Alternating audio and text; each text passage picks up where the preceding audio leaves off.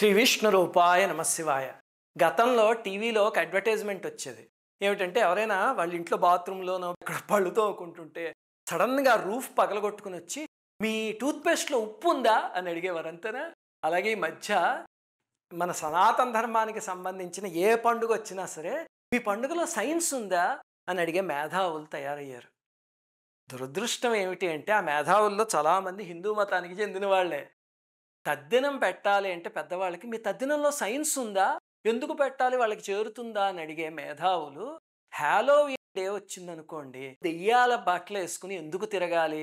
మా పిల్లలకి జోలెలు కట్టి ముష్టివాళ్ళలాగా ప్రతి గడపకి పంపించి చాక్లెట్లు ఎందుకు తెచ్చుకోవాలి? అది అడగరు.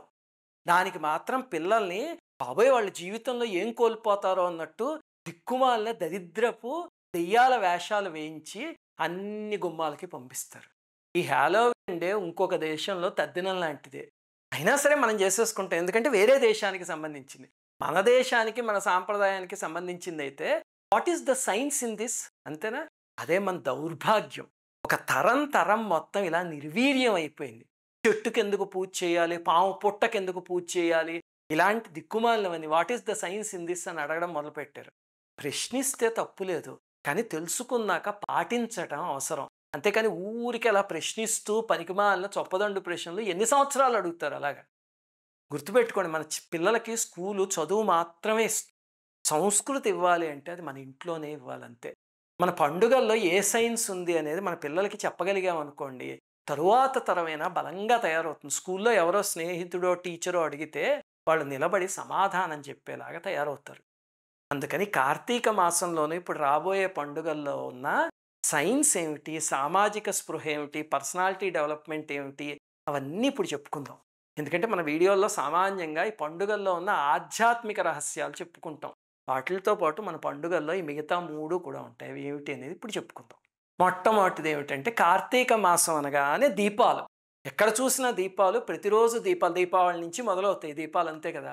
ఎందుకు పెట్టాలండి? పెద్దవాళ్ళు ఎవరినైనా అడగండి. అమ్మో! దీపం పెడితే పుణ్యము. లేకపోతే నువ్వుల నూనెతో దీపం పెడతాం కదా! శనిగ్రహానికి ప్రీతి అంటారు. అంతేనా? ఇవన్నీ ఆధ్యాత్మికమైన విషయాలు. ఇవి పక్కన పెట్టేయండి. ఇప్పుడు ఇందులో సైన్స్ ఏమిటి అనేది చూద్దాం. సామాన్యంగా కార్తీక మాసం వచ్చేసరికి పగలు తగ్గిపోతుంది, రాత్రి పెరిగిపోతుంది. ఆలోచించండి, సూర్యాస్తమయం తొందరగా అయిపోతుంది ఈ మాసంలో. అయితే రాత్రి పెరగడం వల్ల ఏమవుతుందంటే చలికాలం కూడా ఇప్పుడే వస్తుంది. అందువల్ల జలుబు, దగ్గు, ఆయాసం ఇలాంటివన్నీ మొదలవుతాయి. రోజు ఇల్లంతా దీపాలు పెట్టారనుకోండి, దానివల్ల టెంపరేచర్ పెరుగుతుందా?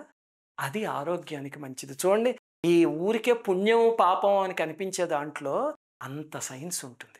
అలాగనే నువ్వుల నూనెతో పెట్టగలిగితే కనుక ఇంకా మంచిది. పూర్వకాలంలో అలాగే చేసేవారు. ఇప్పుడు నువ్వుల నూనె ఎంతో రేటు పెరిగిపోయి మిగతా వాటిలతో పెడుతున్నారు. అది మంచిదే కానీ, నువ్వుల నూనె శక్తి దాందే. అసలు మీకు యోగాలో త్రాటక లాంటిది ఉంటే ప్రయత్నించండి. నేను ఇవన్నీ ఎక్స్పెరిమెంట్లు చేస్తూ ఉంటాను. ఎందుకంటే నేను సైన్స్ స్టూడెంట్‌ని కదా! త్రాటక అని యోగాలో ప్రక్రియ ఉంది. ఆ ప్రక్రియ సామాన్యంగా నువ్వుల నూనెతో వెలిగించిన దీపంతో చేస్తే చాలా అద్భుతంగా ఉంటుంది. కొంతమంది తెలియక క్యాండిల్స్‌తో చేస్తూ ఉంటారు.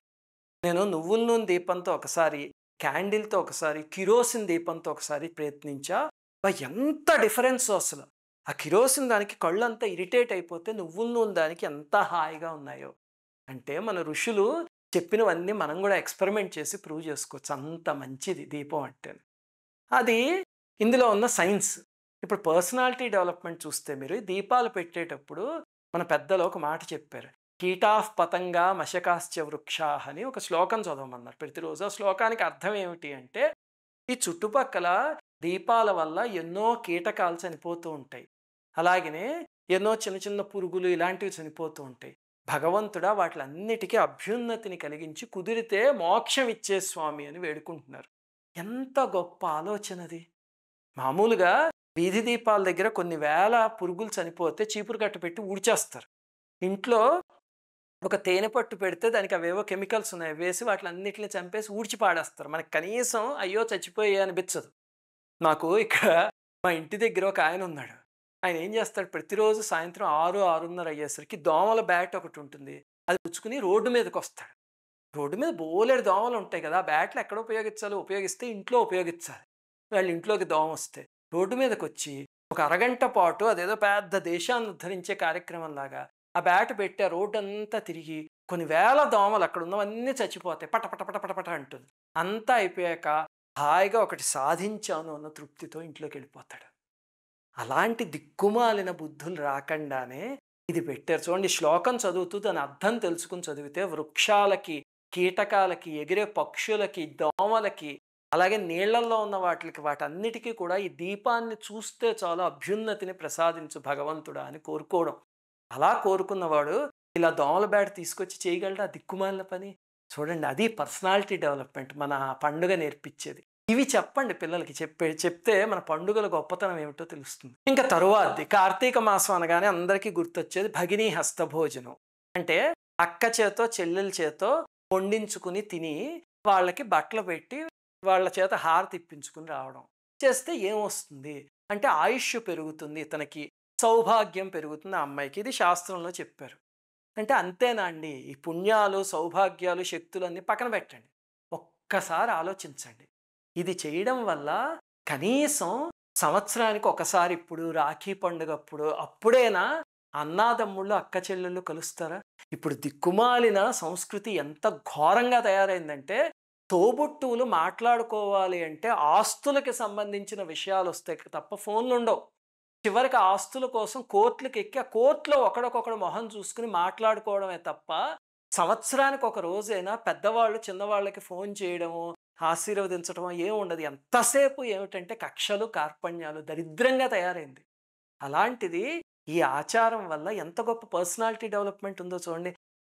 తోడబుట్టిన వాళ్ళందరినీ దగ్గరికి తీసుకొచ్చేది. ఆలోచించండి ఇది మన పండుగలంటే. ఇంక తర్వాతది నాగుల చవితి రోజు. నాగుల చవితి రోజు పావుని పూజించటం ఏంటండి? ఇంక అంతకన్నా ఘోరం ఏదైనా ఉందా? సనాతన ధర్మాన్ని ప్రశ్నించే వాళ్ళు ఎప్పుడు ఇదే ప్రశ్నిస్తూ ఉంటారు. అవును నిజమే, పావును పూజించటం ఏమిటి అంటే ఆలోచించండి. దీనికి శాస్త్రంలో ఒక మాట చెప్పారు. విషాణి తస్య నశ్యంతి నతాం హింసంతి పన్నగాహ్ అని నాగుల చవితి గురించి చెప్తూ. అంటే ఈ పూజ చేస్తే కనుక సర్పబాధ ఉండదు అని. ఎవరికి సర్పబాధ ఉండదో ఆలోచిస్తే మనకి సర్పబాధ కాదు, మన వల్ల సర్పాలకి బాధ ఉండదు ఇది చేయగలిగితే. ఏమిటండి చూడండి, సామాన్యంగా పాము కనిపించింది అంటే దాని దారిన అది పోతున్నా ఫస్ట్ జనం చేసే పని ఏమిటంటే దాన్ని చంపేయడం. ఎన్ని చోట్ల చూస్తూ ఉంటాం అసలు వాళ్ళకి. పోనీ దాన్ని పట్టించి ఎక్కడైనా వదిలించేద్దాం, స్నేక్ క్యాచర్ని పిలిస్తే కొంచెం డబ్బులు ఇస్తే చేస్తారు. పాపం ఫ్రీగా చేసేవాళ్ళు కూడా ఉన్నారు, చెయ్యరు ఆ పని. ముందు ఎలాగైనా దాన్ని చంపేయాలి. ఎందుకంటే 10 మంది ఉన్నారంటే కనుక అది బలహీనం. ఒక్కడే ఉంటే మళ్ళీ భయపడి పారిపోతాడు పావును చూస్తే. 10 మంది ఉంటే కనుక బలహీనం. ఏదో ఒక రకంగా అందరం కలిసి కర్రలతో కొట్టి చంపేద్దాం. అదేనా దరిద్రము? ఎప్పుడు ఎంత బాధేస్తుందో చూస్తే. ఇప్పుడు ఒక్కసారి ఆలోచించండి, నాగుల చవితి చేసి నాగేంద్రుడు అని గౌరవించడం మొదలుపెట్టారు అనుకోండి, రేపు పొద్దున పాము కనిపిస్తే దాన్ని చంపాలంటే అయ్యో నాగేంద్రుడు అనిపించదు వెంటనే. ఆ స్పృహ కలగడం. పుణ్యాలు పాపాలు పక్కన పెట్టండి, మన పెద్దలు ఆలోచించిన పర్సనాలిటీ డెవలప్మెంట్, పర్యావరణాన్ని కాపాడడం, మనని బాగు చేయడం ఎంత అద్భుతమైన ఆలోచన ఇది. అలాగే పాములు కూడా మనకి ఎంతో ఉపకారం చేస్తాయి. ఉదాహరణకి రైతుల్ని చూస్తే పంటల్ని ఎలకలు నాశనం చేయకుండా పాములు రక్షిస్తాయి. అందుకని రైతులకు కూడా ఏ నియమం పెట్టారు? నాగుల చవితి రోజు, షష్ఠి రోజు పనిముట్లు ఉపయోగించి వ్యవసాయం చేయకండి. అంటే ఈ గుణపాలు వాటిలతో తవ్వితే కనుక పొరపాటు నిన్న పాముకి తగులుతుంది, చెయ్యొద్దు అని చెప్పారు. అలాగా ఆ రోజు చెయ్యకూడదు అని స్పృహ ఉన్న రైతు పక్క రోజు తవ్వుతున్నా సరే అయ్యో పాముకి తగులుతుందేమో అనుకుంటాడు, అంతేనా? ఆ రకంగా పర్యావరణము, జంతువులు అవన్నీ చల్లగా ఉంటాయి. చూడండి ఎంత అద్భుతమైన ఆలోచన మన ఋషులది. ఇప్పుడు చెప్పండి, ప్రతివాడు వచ్చి మీ పండుగల్లో సైన్స్ ఉందా అని అడిగితే వాళ్ళకి ఇవన్నీ కూర్చోబెట్టి చెప్పండి. సైన్సే కదా, పర్సనాలిటీ డెవలప్మెంట్ ఉంది, అన్నీ ఉన్నాయి మా పండుగల్లో అని.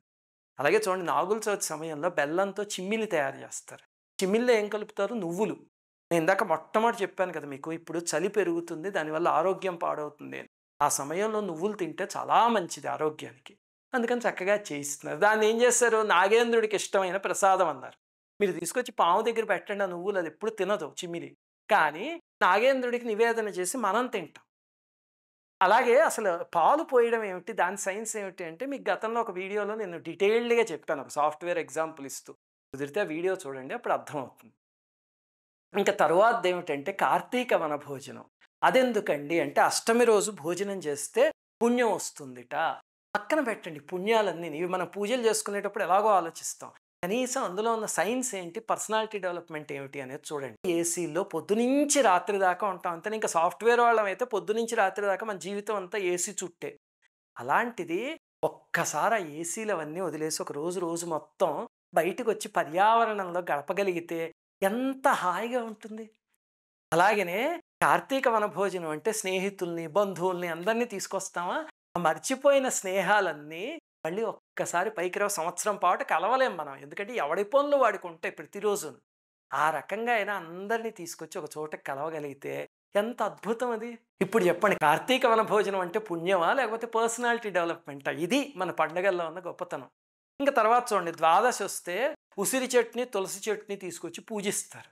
చెట్లకు పూజ చేయడం ఏమిటండి? అబ్సర్డ్ అంటాడు చదువుకున్నవాడు, అంతేనా? ఒక్కసారి ఆలోచించండి. ఉసిరికాయకున్నన్ని ఔషధి గుణాలు ఇంక దేనికి లేవు. అసలు దాన్ని పూర్మాన్స్ సంజీవిని అని పిలుస్తారు. రోజు ఒక ఉసిరికాయ ముక్క తినగలిగితే కనుక ఆరోగ్యం చాలా అద్భుతంగా ఉంటుంది అని ఆయుర్వేద శాస్త్రం చెప్తుంది. అలాంటి ఉసిరికాయకి ఏకంగా పూజ చేయడానికి అష్టమిని పెట్టారంటే ఉసిరికాయలు ఊరికే కోసుకు తినేస్తే అది సైన్స్. ఇంటికి అడ్డం వస్తోంది కదా అని ఉసిరి చెట్టుని కొట్టేస్తే అది సైన్స్. అలా కాకుండా అయ్యో ఉసిరి చెట్టు పూజనీయం, నా గోడని కొంచెం ఇలా కట్టుకుందామా ఉసిరి చెట్టుని కొట్టకుండా, ఎందుకంటే మొన్నే పూజ చేశాను ఉసిరి చెట్టుకి తులసి చెట్టుకి కలిపి అని చెప్పి ఆలోచించగలిగితే అది ఆధ్యాత్మికత. ఇప్పుడు ఆలోచించండి, ఇవన్నీ సూపర్‌స్టిషన్సా? లేకపోతే ఇందులో సూపర్ థాట్స్ ఉన్నాయా మన ఋషులవి? ఇలాంటివి మీ పిల్లలకి తెలియజేయండి. తెలియజేస్తే తరువాత తరమైనా సరే ప్రశ్నిస్తుంది. కానీ ప్రశ్నించాక నిజాన్ని తెలుసుకొని ఖచ్చితంగా ఆధ్యాత్మిక మార్గాన్ని అనుసరించటం మొదలుపెడుతుంది. అలాగ ఒక అద్భుతమైన తరం తయారవ్వాలని కోరుకుంటూ శ్రీమాత్రే నమః. అందరికీ నమస్కారం.